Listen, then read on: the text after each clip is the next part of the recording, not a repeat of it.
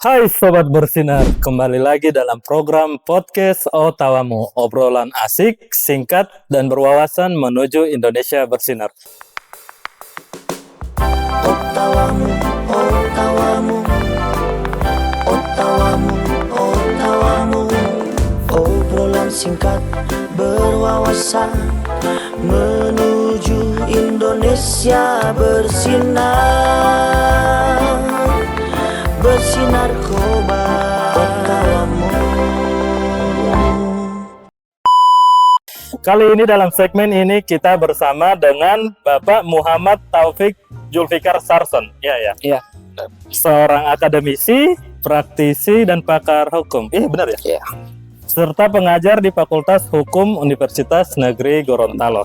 Nah, kemarin kita ketemu itu kan kegiatan ngopi bersinar juga di Fakultas Hukum, benar. Dan itu juga tetap kita membahas tentang legalisasi ganja. Legalisasi ganja ini memang istilahnya tidak akan pernah habis untuk dibahas. Nah, makanya sekarang sebelum kita membahas tentang legalisasi ganja itu, mungkin saya mau tanya dulu sama Pak Upik, apa itu sebenarnya hukum? Kenapa hukum itu diciptakan? Dan kenapa sampai bisa diundangkan? Mungkin bisa. Oke, terima kasih untuk kesempatannya. Bismillahirrahmanirrahim. Kalau kita berbicara tentang hukum, artinya kita berbicara tentang apa itu fungsi dan tujuan hukum. Artinya hukum itu untuk apa sih sebenarnya? Kalau yang saya pelajari dan saya baca dari beberapa buku, fungsi dari hukum itu adalah untuk mengatur masyarakat. Artinya bagaimana masyarakat itu dalam berhubungan, dalam berkegiatan itu, hukum itu menjadi pengatur.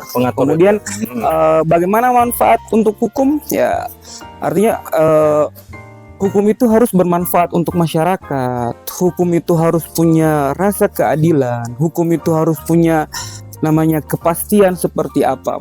Maka hukum itu sangat penting di negara kita, karena kita adalah negara hukum. Nah, yang jadi pertanyaan saya, kenapa masih ada yang melanggar hukum itu? Apakah maksudnya begini? Ada kan kayak macam dalam pernah saya dengar, tapi jokes-jokesnya teman-teman tagline yang katanya hukum itu dibuat untuk dilanggar. Itu bagaimana itu? Itulah kalau kita sebagai akademisi agak menyayangkan kalau ada orang yang mengatakan bahwa hukum itu dibuat untuk dilanggar. Karena kenapa? Sebenarnya fungsi dari hukum itu adalah di mana hukum itu berdiri di tengah masyarakat, itu bisa bermanfaat pertama. Kemudian kedua, dia punya sebagai tiang selain agama. Karena kalau misalnya kita tidak diatur oleh hukum, artinya kita ini adalah negara yang seperti animal gitu, kayak hewan. Artinya tidak ada aturan hukum yang mengatur. Fungsi dari hukum itu sangat penting sekali di Indonesia. Dan mengapa sekarang di Indonesia itu ya memang kalau kita lihat tagline hukum dibuat untuk dilanggar itu mungkin oknum-oknum. Tapi kalau memang kita berbicara secara manusiawi, secara logika, bahwa tanpa harus ada hukum pun kebiasaan-kebiasaan yang sering terjadi di masyarakat itu sudah hukum. Seperti itu. Kayak hukum itu tertulis dan tidak tertulis. Kebiasaan-kebiasaan yang terjadi di kita itu kayak bagaimana cara menghormati orang tua, itu adalah hukum yang berlaku di kita. Sama kayak misalnya kebebasan kita diatur oleh kebebasan orang lain. Dan ada batasan-batasan seperti apa. Dan negara Indonesia karena menganut sistem demokrasi, demokrasi Indonesia itu ya kebebasan, tapi kebebasan yang bagaimana dulu, tidak melanggar batas hak orang lain. Terkait pro kontra legalisasi ganja. Nah, menurut Pak Upik sendiri, bagaimana ini legalisasi ganja ini? Apakah kita harus pro atau kontra? Kalau untuk pribadi saya tidak memilih antara pro dengan kontra. Cuman kita harus banyak kajian tentang legalisasi ganja ini. Kita harus melihat dari sisi apakah ini lebih banyak ke sisi positifnya atau ke sisi negatifnya. Karena memang harus banyak kajian yang harus kita buat, baik itu dari undang-undang kesehatan ataupun undang-undang banyak lah tentang tembakau atau semua. Itu bagaimana apakah memang ganja ini lebih banyak manfaatnya atau lebih banyak mudaratnya? Seperti itu. Kalau memang manfaatnya untuk kegiatan medik dan lain-lain, itu harus kita lihat juga aturannya seperti apa. Karena memang sebenarnya kalau mau dibandingkan sama dengan obat-obatan juga. Obat-obatan juga ada obat-obatan yang keras, obat-obatan yang bisa, maksudnya harus ada resep dokter.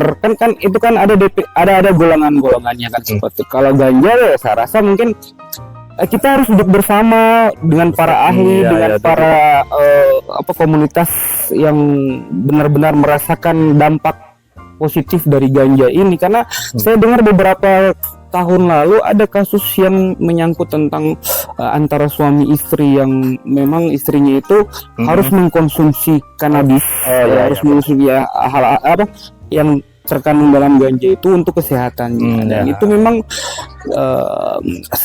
cuman kalau saya dengar-dengar sekarang istrinya itu sudah meninggal karena memang sudah tidak dikonsumsi lagi. Makanya itu yang kalau dari segi kesehatan apakah memang benar-benar dia bermanfaat atau tidak, seperti itu. Dan kalaupun regulasinya itu kita harus regulasi yang ketat. Karena kenapa? Budaya kita itu berbeda dengan budaya yang lain gitu. Budaya masyarakat kita itu masih tabu dengan hal-hal seperti itu. Cuman ada beberapa wilayah yang memang tidak tabu dengan hal-hal seperti itu. Karena ganja ini sebenarnya karena dia bentuk tanaman, artinya tanaman itu dia bentuk hidup sendiri, artinya tidak dibuat oleh manusia. Banyak juga sebenarnya tanaman-tanaman yang mengakibatkan kita fly gitu, kayak orang yang kayak kecubung, kayak banyak hal seperti itu. Dan entahlah, mungkin dulu para pembuat undang-undangnya kita itu mungkin sangat memperketat ganja karena memang dulu ganja itu dikenal sebagai zat adiktif yang banyak moderatnya begitu kan, banyak hal negatifnya. Cuman kalau kita lihat dengan penelitian sekarang dengan alat-alat yang canggih, dengan apalagi perkembangan teknologi, kita bisa lihat bahwa sebenarnya ada hal positif juga yang bisa kita ambil dari segi mediknya, seperti itu, dari segi medik. Jadi memang kalau bahasanya berarti duduk bersama dulu antara Kementerian Kesehatan, hukum, dan bagaimana supaya ya kalau mau dibilang sih mau legalkan juga, tetap orang mikirnya ini kan mudaratnya lebih banyak daripada manfaatnya, ketimbang misalnya 1 dibanding 1000 mungkin satu manfaat tapi 1000 ada mudaratnya. Nah, kalau dari ini sendiri kayak macam dari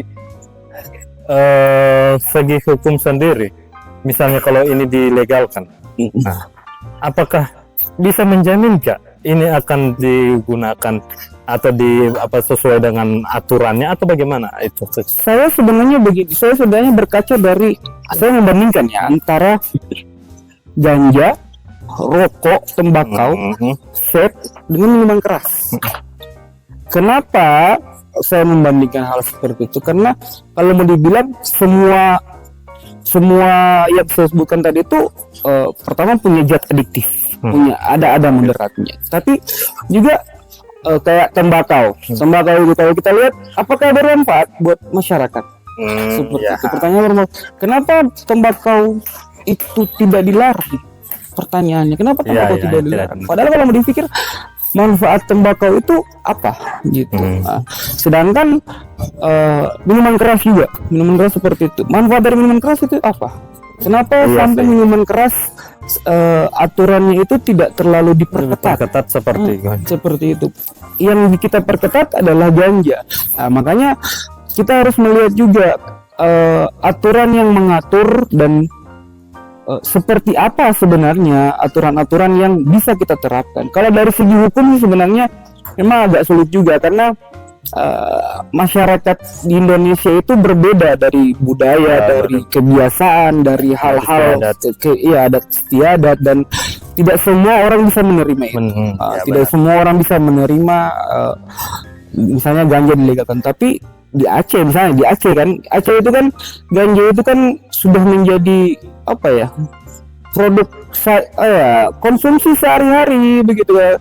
Kalau tidak salah seperti itu. Tapi kalau di luar ya kita tidak tahu juga seperti apa. Ya mungkin kita harus duduk bersama, aturannya seperti apa kita atur, dan harus diperketat. Seperti apa pengaturan? Yang saya katakan tadi, kita kalau misalnya mau beli ganja ya kita harus mendata siapa yang membeli begitu. Karena sama juga dengan rokok sekarang. Rokok kalau orang yang mau beli kan tidak mungkin anak kecil kita kasih. Kan seperti itu. Minuman keras juga, minuman keras kalau mau beli juga ada takarannya, hanya 5% alkoholnya kan, seperti itu batasannya. Kalau sudah lebih dari 5% ada pengaturannya tersendiri. Nah, kenapa ganja tidak diberikan seperti itu aturannya? Padahal kalau dipikir ya manfaatnya juga ada sih sebenarnya kalau saya. Kalau kata kepala BNN RI yang barusan sih katanya kalau ada obat lain yang bisa dipakai itu dulu yang pakai, jangan pakai ganja sih cuma. Tapi yang jadi yang jadi pertanyaan saya kayak gini. Kita balik lagi ke tadi permasalahan soal hukum ya. Nah, kalau menurut pendapat Pak Upik sendiri selaku praktisi hukum, apa yang bisa apa cara yang dilakukan supaya efek hukum ini bisa menimbulkan efek jerah lah supaya. Oke. Pertanyaan begini. Kasihan juga sekarang. Sebenarnya kalau mau dibilang dari hukum ini, pengguna ganja sekarang ini ditangkap oleh pihak badan narkotika ataupun kepolisian. Itu sekarang kan kalau dilihat berapa tahanan yang ada di dalam penjara seperti itu. Mereka hanya menggunakan ganja kemudian dipenjara. Apakah memang harus dipenjara? Hukumannya? Apakah tidak bisa kita kalau sekarang ada namanya rehabilitasi seperti apa? Tapi itu kan harus ada golongannya kan seperti. Cuma kalau memang pengedar saya tidak sepakat sekali dengan pengedar dibebaskan. Itu memang harus di penjara begitu. Memang berbeda antara pengedar dengan pemakai, penyalahguna. Cuma memang ya kita harus, kalau dibilang sih undang-undang yang sekarang ini kalau dia bilang harus direkonstruksi lagi gitu, artinya diperbarui, kita duduk secara bersama-sama, badan narkotika, kepolisian, Menteri Kesehatan, Kementerian Hukum dan HAM dan stakeholder lain, kemudian komunitas lingkar ganja Nusantara, itu kita dudukkan seperti apa dan kita lihat sisi positif, sisi negatifnya seperti apa, dan ada takaran-takaran yang khusus yang kita berikan seperti apa pemakaian. Dan saya rasa sih tidak semua orang menyukai ganja sebenarnya, karena sama dengan rokok, ada orang yang suka rokok dengan tidak. Begitu juga minum, ada orang yang suka minum dengan tidak. Ini kan hanya orang-orang tertentu gitu, hanya orang-orang yang merasakan tertentu. Ya saya rasa sih sama dengan minuman keras. Minuman keras juga kalau seharusnya minuman keras itu yang di-cut, karena ada tagline yang dikatakan bahwa kalau misalnya kita di satu ruangan itu kita memberikan minuman keras dengan ganja kepada dua orang itu, orang yang minuman keras itu yang pasti akan melakukan suatu perbuatan pidana. Kalau ganja ya mungkin mereka akan saya tidak tahu itu ya, ada hal seperti itulah yang terjadi. Cuman kalau dihukum saya rasa seperti itu. Kalau pandangan saya sendiri pribadi, kita harus merekonstruksi ulang, jangan sampai masuk ke golongan satu, karena golongan satu itu memang hanya untuk penelitian, tidak bisa dipakai. Itu dia makanya. Berarti ke depan memang kalau untuk penelitian kayaknya masih bisa, artinya cuman untuk untuk dia digunakan secara medis mungkin harus duduk bersama lagi dengan stakeholder terkait, entah itu Kementerian Kesehatan dan sebagainya. Terakhir, saran untuk BNN. Saran untuk BNN, pertama saya sudah bagus, artinya kita melihat kinerja dari BNN ini sudah luar biasa. Kalau memang tidak ada BNN, artinya peredaran narkoba di Indonesia ini sudah luar biasa. Dengan adanya BNN ya kita bisa mengontrol bagaimana peredaran narkoba. Cuma memang ya begitulah, oknum-oknum semakin pintar para penegak hukum, semakin pintar juga para oknum. Badan narkotika sudah bagus, cara penanggulangannya harus lebih ditingkatkan lagi dan mudah-mudahan akan lebih baik lagi seperti itu. Terima kasih nih Pak Upik sudah datang, sudah berkunjung. Sampai jumpa lagi di episode selanjutnya. Salam sehat tanpa narkoba. Indonesia bersinar.